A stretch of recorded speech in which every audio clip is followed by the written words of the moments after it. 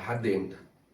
لحد امتى الزمالك هيفضل يفرط في نقط سهله ومع مدرب لا يفقه شيء في الكوره؟ حرفيا اول ما بيحاول يتدخل في الماتش بيخسرنا. يعني ايه امبارح في ماتش سهل المفروض على الارض اتسهل في الملعب؟ يعني اصلا الزمالك كان كويس في الشوط الاول قدام البنك الاهلي، الماتش كان صعب من قبليه، انما لما نزلنا الملعب الماتش كان معقول وكويس لغايه ضربه الجزاء والزمالك ماشي كويس. الشوط الثاني المفروض يعني بعد ما عملنا التعادل، بعد الجون اللي جه فينا بحوالي دقيقتين او 3 أو 5 ايا كان، فمعنى كده ان اللعيبه عندها روح ان هي ترجع والدنيا قربت والماتش بيقول لك انا معاك اهو، انا مش هسيبك، مش هخلي الفرقه الثانيه تركب عليك. فالطبيعي الشوط الثاني ننزل نبتدي ندوس على وش الفرقه بقى اللي قدامنا زي ما الجماهير كانت بتقول. على فكره انا كنت في الماتش في المدرجات، كنت حاسس بنبض الجماهير جدا جدا جدا، سواء من الاستياء من الحكم وقراراته، كل القرارات المشكوك فيها 50-50 كلها كانت ضد الزمالك.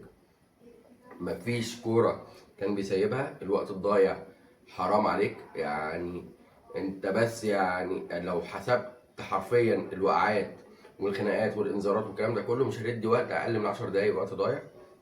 مدي 6 دقايق، ال6 دقايق اصلا حصل فيهم خناقتين، فما تلعبش منهم تقريبا غير دقيقتين دقيقتين ونص. فيعني الوضع كله كان امبارح مريب. فريرا امبارح اول ما اتدخل راح مطلع علينا دونجا من الملعب، مع ان دونجا كان كويس جدا داخل الملعب وكان تقريبا هو الوحيد اللي بيقطع كوره وبيسلم ويستلم وبيحاول يجري عشان يعمل البريس على او الضغط على اللعيبه المنافسه ويبتدي يخليك تلعب كوره مع الناس المفروض جنبه، سواء عبد الله السعيد او ناصر ماهر. امبارح ناصر ماهر كان كويس هو وبزيرة طبعا، ويعني كانوا عاملين اللي عليهم على قد الامكانيات الناس اللي بتلعب حواليهم. تمام. الفكره كلها ان انت كمدرب رحت مطلع لي دونجا،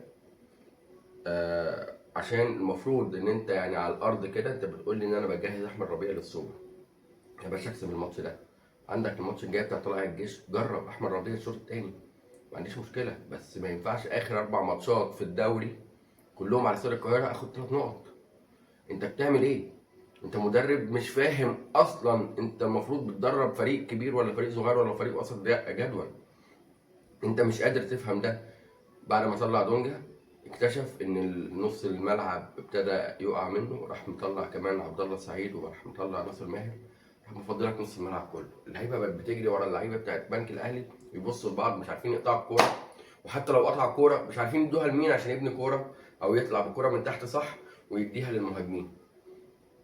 خلاص ما انت فضيت نص الملعب والناس اللي بتعرف تلعب فيه، فضيت الناس اللي عندها فكر، فضيت الناس اللي انت ممكن تعتمد عليها ان هي ممكن تعمل لك الفارق في اي لحظه في الماتش، سواء ناصر ماهر سواء عبد الله السعيد. وكمان دونجا اللي بيقطع لك الكوره رحت مطلعه وحاطط على الدكه سيف فاروق جعفر، واحد زي احمد حمدي اللي هو البديل الطبيعي لعبد الله السعيد مش موجود في القائمه اصلا. محمد شحاته قاعد عندك بره رحت ما منزلتوش. انت عايز ايه؟ انت عايز ايه مننا؟ والله العظيم 3 انا كنت قاعد في المدرج امبارح حاسس ان انا عايز انزل الملعب اجري وراك، يعني اصنفر لك دماغك دي بصنفره، اللي هو حرام بقى، ارحمنا ارحمنا. مفيش اي جمل تكتيكيه في الملعب، مفيش اي شكل. اللعب كله معتمد على الامكانيات الفرديه سواء ناصر ماهر او بزيره او عبد الله سعيد لو قدر يعمل لك كره من ورا. الباقي كله يا مولاي كما خلقتني ملط، ابيض ابيض بيجري ورا الكوره حرفيا. محمد اسماعيل هو اللي فيه الرمق شويه في الدفاع، طبعا عبد المجيد ما بقاش شايف قدامه من ساعه ما حوارات التجديد اشتغلت. بنتايج ما تفهمش بقى فيه ايه، ماله بيدافع بس ما بقاش يهاجم. معرفش دي تعليمات مدرب ولا هو جات له تربانه ولا ايه مش عارف. بقى خايف من الغلطات اللي حصلت في الماتشات اللي فاتت فبقى مركز جامد على الدفاع عشان ما يغلطش، ما بقاش يهاجم اصلا. عمر جابر احنا عارفين كلنا مستواه، هو لغايه ما يعتزل هو هيظل عقليته عقليه ناشئ. هو كده، هو في لعيبه هي دي شخصيتها، مش النوع اللي يشيل فرقه ويروح ويعمل اوفرلاب ويتحرك لبره ومره لجوه ومره ينزل في نص الملعب عشان يزود نص الملعب ويطلع بالكره صح. مش العقليه دي هو. هو واحد موظف جيد ملتزم، انما مش الموظف اللي يديك الفرق ويعلي فرقتك او يعلي شركتك، مش من النوع ده. نص الملعب المدرب خرجه عن شعوره، الناس كلها دونجا وهو طالع امبارح يعني لسان حاله حرام عليك بقى اللي انت بتعمله العك ده. الجماهير وانا قاعد بره في التالتة يمين كلهم على اللعيبه وهي بتسخن عمالين ينادوا على محمد شحاته عشان ينزل، مش عارفين نعمل ايه، مش عارفين، قاعدين كلنا بره عارفين ايه التغييرات اللي ممكن تحصل وايه اللي المفروض يحصل، الا المدرب شايف حاجه تانية خالص. شيكو بانزا جاب جون بس ما ينفعش ده يبقى لعيب في الزمالك نهائي. ما يعني ابجديات الكوره ان هو يعرف يتحرك صح ويقدر امتى يرقص وامتى يقدر يخش لجوه وامتى يقدر يعمل اوفرلاب مع الباك الشمال اللي تحتيه وامتى يقدر يخش كصانع العاب رقم 10 والكلام ده كله، هو مش امكانياته. اظن ان احنا ما اتعلمناش من مدرب انجولا في شيكو بانزا ان هو نزله مهاجم صريح، ما اتعلمناش حاجه من كده وجايبينه على انه وينج وهو شكله هو مش وينج، هو ستايله ينفع مهاجم على فكره. يعني شيكو بانزا ده على قد ما احنا كلنا متضايقين منه في جماهير الزمالك وفي طريقه لعبه على الوينج، بس ده لو نزل مهاجم هيبقى خطير جدا، لانه بالرخامه اللي هو بيعملها ديت والجري والكلام والتنطيط على الكوره اللي هو بيحاول يعمله، بيحاول يبان ان هو حريف والكلام ده كله، ده لو عمله وهو مهاجم التصرف وانت مهاجم اسهل بكتير من تصرف وانت وينج. وانت وينج بيبقى دايما عندك الخط بيبقى اكنه مدافع بيلعب عليك، المدافع اللي بيلعب عليك قدامك بيبقى قافل لك الزوايا ودايما بيحاول يطلعك لبره عشان ما تخش على الجون. هو مش من النوع اللي بيعرف يسند على اللعيب يديله الكوره ويروح جاري مثلا في ظهر المدافع عشان ياخد الطوب، لا هو عايز هو اللي يرقص بنفسه، هو اللي يخترق الدفاع ويخترق الدفاع مش لبره لا يخترق لجوه، ولما بيطلع لبره ما بيعرفش يعمل العرضيه بشماله عشان اي حد مكمل من جاي من بره المنطقه والمهاجم اللي في المنطقه يكمل على الكوره. فما تفهملوش هو مش لعيب خط. يعني مصطفى شلبي كان لعيب خط، كنا بنشتكي من مصطفى شلبي زمان لما كان في الزمالك عشان هو دايما بيلعب على الخط ما بيعرفش يخش لجوه، ده مصمم يخش لجوه وما بيعرفش يلعب على الخط. يعني معنى كده ان انت مش ده مش وينج، انت ملعبه غلط. جربوا ان هو يبقى مهاجم زي مدرب انجولا ما عمل، واظن ان احنا شفناه في الجون قبل كده اللي جابه لما نزل لعب 10 واستلم الكرة من بزيرة وراح استلم الكرة وراح شاطها في ابو جبل، الماتش اللي كان في اول الدوري، واستلم الكرة بشماله وراح شايطها بيمينه جامدة اللي عدت من تحت رجل ابو جبل. ده استلام واحد مهاجم بيخلص اهو، انما انت بتلعبه في حتة غلط، بتلعبه في حتة غلط. عدي الدباغ راجع من اصابة، بس هو عدي الدباغ حتى هو مش الاصابة هو احسن حاجة بيعملها الضغط، ان هو مش المهاجم اللي يعمل لك فرق في الملعب، بيعمل لك ضغط عالي والكلام ده كله حلو، بس مش محطة وما بيعرفش يطلع الناس اللي تحتيه والكلام ده كله. ودايما الاجوان اللي بيجيبها معظمها اجوان من متابعة وبيبقى في اللخبطة بتاعت منطقة الجزاء والعشوائية والكلام ده كله. فمش ده المهاجم اللي يعمل لك فرق، مش المهاجم السوبر، في زيه عادي في الدوري. يعني اسامة فيصل اللي كان بيلعب معانا امبارح اللي الزمالك سابه برخص التراب برقبة طارق الدباغ، احنا لو عندنا اسامة فيصل ده دلوقتي هيبقى هداف الدوري حرفيا يعني. فاحنا المدرب كنا بنقول عليه زمان ان هو لازم ياخد وقت عشان يعرف امكانيات لعيبته، قعد وقت كبير اهو معرفش امكانيات لعيبته، بقى بيبوظ امكانيات لعيبته، بقى بيحبط اللعيبه بيغيرها وهم كويسين. الجماهير بره قاعده مش مصدقه نفسها ان ده مدرب الزمالك، حاسه ان اللعيبه دي يطلع منها حاجه كويسه لو هم مع مدرب كويس، بس للاسف في عند، في مكابره، في تصميم على راجل واضح جدا انه لا يفقه شيء في الكوره. واحنا تعبنا من كتر ما بنقول ان هو فيريرا لازم ينحل او لازم يمشي، تعبنا من كده واتفاجئنا ان العقد بتاعه عشان يمشي لازم ياخد عقد السنه بالكامل، مع اننا كنا متوسمين خير في جون ادوارد ان هو قلنا انه بيعرف يعمل عقود والكلام ده كله. فانت بتعمل له عقد جزائي سنه او يعني بند جزائي سنه، ان انت خايف يتخطف منك ليه؟ انت جايب مين؟ جوارديولا؟ ما هو ده ملهاش حل غير كده. انت حرام عليك، حرام عليك والله. اللعيبه انت جايبها معظمها كويسين وباسعار كويسه، هات لهم مدرب بقى يعرف يلعبهم ويعرف ينطقهم. المدرب الكويس هو اللعيبه المتوسطه معاه تعلى، مش تجيب لعيبه مستواها متوسط وعندها استعداد ان هي تعلى واسعارها كويسه وسنها كويس ان هم في سن تطور، فتجيب لهم مدرب مالطي يروح مخليهم مالطي زيه. حرام عليك. ليه يا جون؟ ليه التمسك والعند على الفاضي؟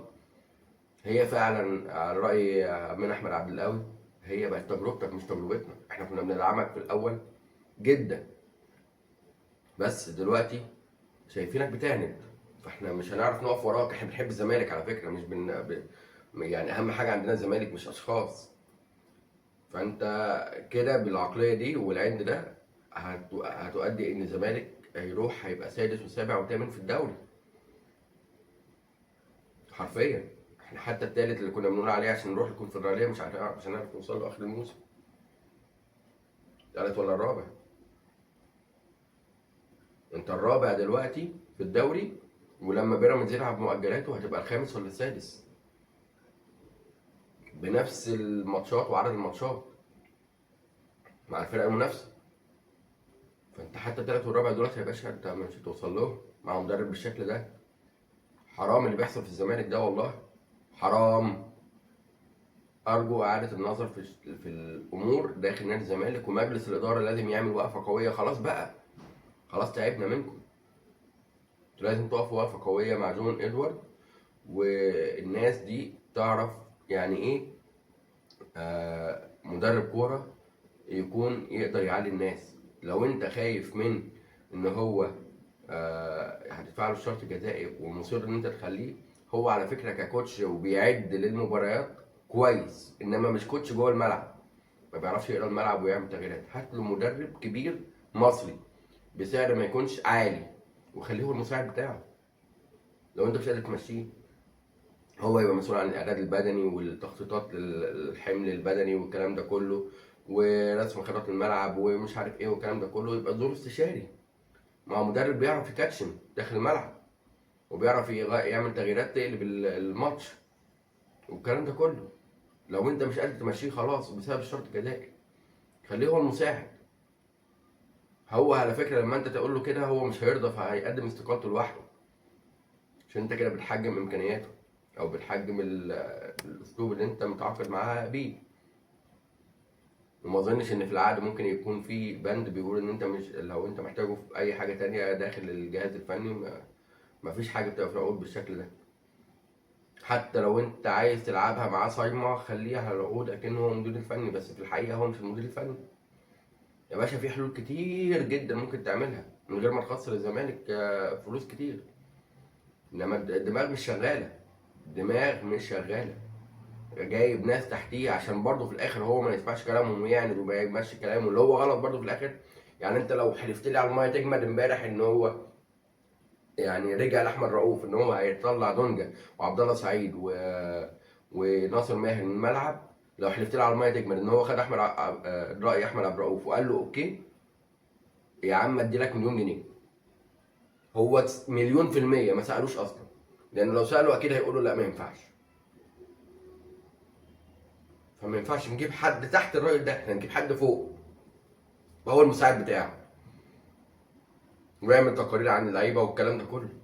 تقارير فنية فقط، فنية فقط، بس يديها للمدرب. المدرب بقى هو اللي شغل دماغه، هو اللي يعرف يلعب الناس. أظن كده يعني ممكن يبقى في بديلة حلول، إنما اللي بيحصل ده حرام. احنا هنوصل، احنا السوبر اللي جاي ده احنا مش هنعدي من بيراميدز اصلا، واحتمال على الثالث والرابع مع سيراميكا نتغلب. فيعني احتمال كبير كمان مش قليل. يعني هم هيرخموا عليك وممكن يوصلوها معاك لضربات جزاء، ده لو ما كسبوكش في الماتش ممكن يكسبوا عادي جدا جدا جدا وتبقى الرابع. وسلم لي على التروماي بقى يا معلم لما نرجع بقى من السوبر، تكون ضيعت بطولة الدوري بالكامل وضيعت السوبر، ضيعت كل املك في الموسم، مفيش ولا بطولة، تطلع ملط. فحرام والله. شاء الله. يعني تمنياتنا احنا كجمهور الزمالك ان الزمالك يرجع بمستواه ولحالته اللي احنا عارفينها عنه، يعني ان هو على الاقل خالص حتى لو بنخسر نلعب كويس ونلعب كوره كويسه. اتمنى اتمنى اتمنى زي ما الجماهير بتساند اللعيبه والجهاز الفني والمجلس الاداره ان هم يحسوا على دمهم شويه. احنا اتحرق دمنا. انا كنت في الاستاد امبارح وحاسس ان كان هيحصل لي حاجه. السلام عليكم.